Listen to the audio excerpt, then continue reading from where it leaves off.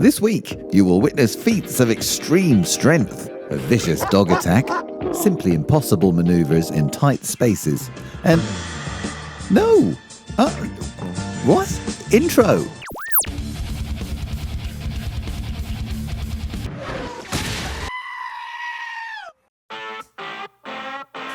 This is Akira Nakai.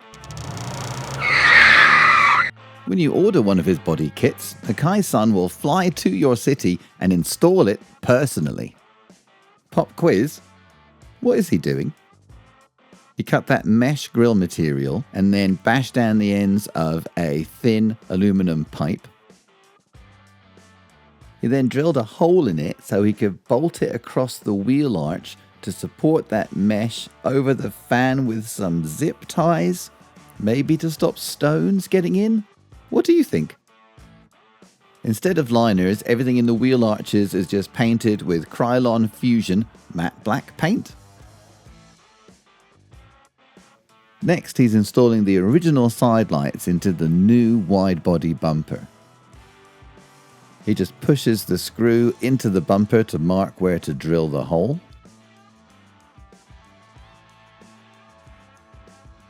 He uses liberal amounts of this G17 silica gel adhesive to join the pieces of the lights and plastic together. I couldn't find an obvious equivalent for this glue in America or Europe, but it is a clear, waterproof adhesive of some sort. Why do you think he's using the glue? I was thinking maybe it's because the custom bumpers don't have all the same clips and holes that you might find on a Porsche factory bumper.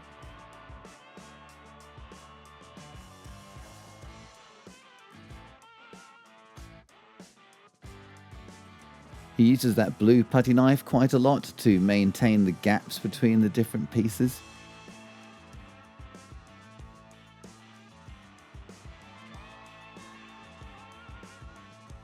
The idea behind these cool-looking Cannards is to encourage the air from the front of the car to travel down the side and not go into the wheel wells or under the car and mess with any of that downforce.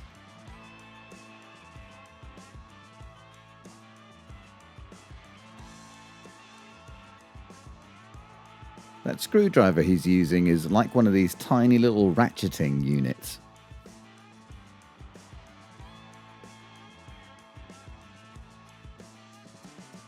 He uses this painter's tape, kind of like frog tape, to mark all the edges for cutting, and then also, in this case, for sealing.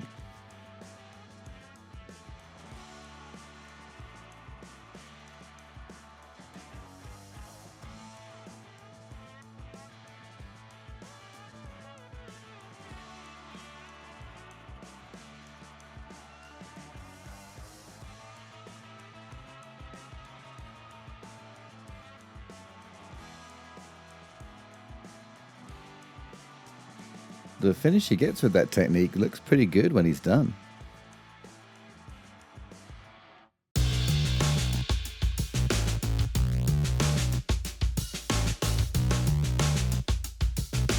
Now he's using that same black silicone sealer to blur the edge between the original bumper trim and the new wide body bumper. The Japanese sealant that he's using is similar to this Permatex RTV.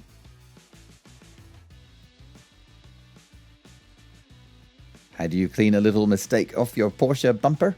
Well, you use Gojo fast towels, of course, and that's actually how he cleaned the car and his hands multiple times during the day.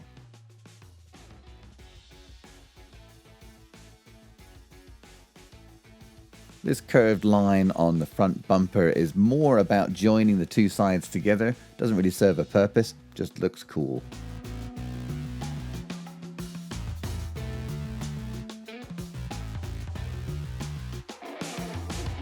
This is a wide body car. The point of that is to make this rear wheel as wide as possible. It's over 13 inches wide. These are Forged Star rims. One of the many alterations on this car was longer wheel studs to be able to fit this wheel combination with that spacer. It's important to mention that the wide body kit installation doesn't include anything else. If the customer wants to have a fancy engine or fancy suspension or a custom paint job or any of that, it's up to them to provide all of that up to specification prior to their installation appointment. He lowered the rear of the car onto a rim to test the wheel arch clearance. It was a little too close for comfort, and so that just gets sanded off. That's an air-powered belt sander that he brought with him.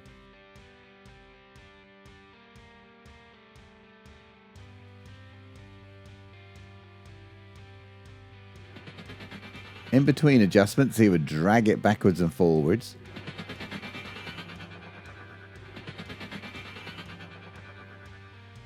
And then this is how he found the center point for the steering wheel.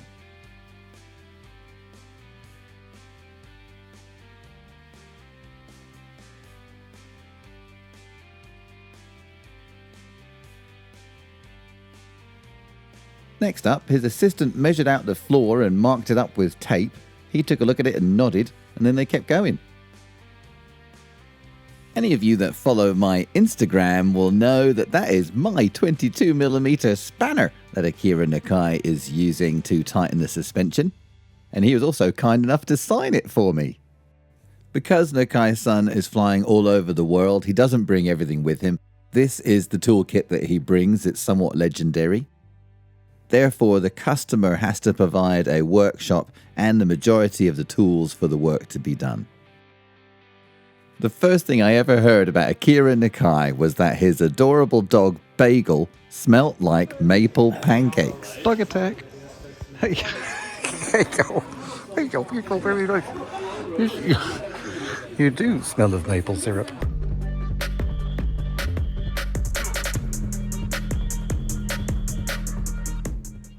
Greetings, fellow Earthlings, and welcome to this beautiful day.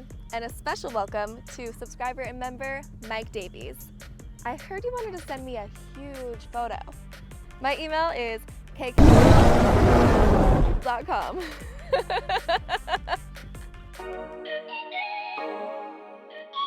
Time to fit the upper deck of the rear wing.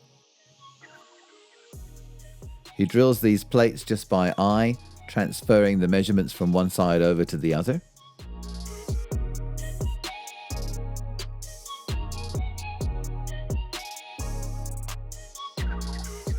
A significant amount of the Porsche factory fasteners are replaced by these anodized fasteners that he brings with him in this little box.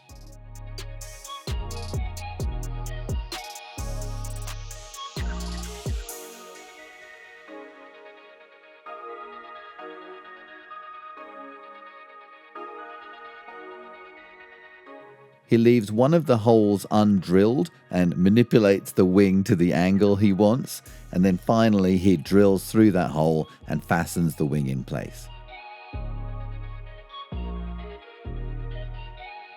What happens if you make a mistake 6,000 miles from home? Well, you can see here in this end plate, one of those holes is in the wrong place. For something like this, next time he's in your town, he'll come on over with a replacement part and fix it.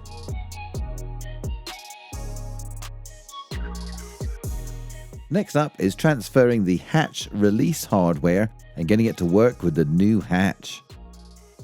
He's known for rocking those Crocs, and they work out pretty well here if you have to kick hatches for a living.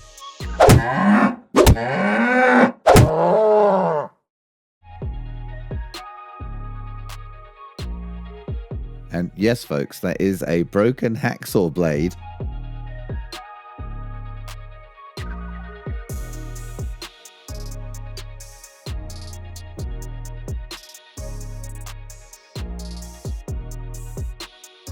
A quick look at this car's interior will give you an idea of how much effort customers put in to have their car ready for the RWB treatment. All of these details, including the car's color, have to be cleared with Akira Nakai months in advance.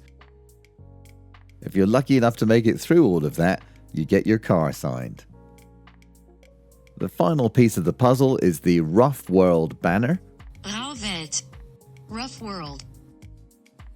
He's using ample amounts of rapid tack to prepare the windshield and the banner for adhesion. Rough World is the name of Akira Nakai's drift team that he started in Japan in the late 90s. Rough World apparently refers to his driving style.